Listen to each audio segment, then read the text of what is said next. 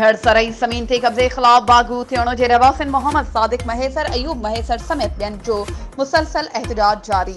कंहिं बि नोटिस न वरितो। ॻोठाणनि जो चवणु हुयो त असांखे एहतजाज कंदे महीने खां मथे टाइम थी वियो आहे त असांजी ज़मीन ते कब्ज़ो आहे। वसवारनि खे अपील कंदा रहिया आहियूं त असांजी ज़मीन तां कब्ज़ो हटायो वञे, पर अञा ताईं असांजी ज़मीन तां कब्ज़ो ख़तमु न थियो आहे। हाणे त असांखे पंहिंजी ज़मीन ते कमु करण बि नथो ॾिनो वञे।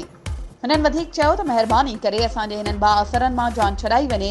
बाअसर काज़ी मोहम्मद शरीफ़ महेसर ऐं उन जा भाइरनि समेत हुननि हाज़िर सर्विस एडिशनल सेशन जज कोर्ट मोहम्मद अली कुरैशी मथां इल्ज़ाम हणंदे चयो त असांजी ज़मीन तां कब्ज़ो ख़तमु न थियो त असां पाण खे बाहि ॾेई साड़ींदासीं। असांजे जानी नुक़सान जो ज़िम्मेवार मथे ॼाणायल धुर हूंदी।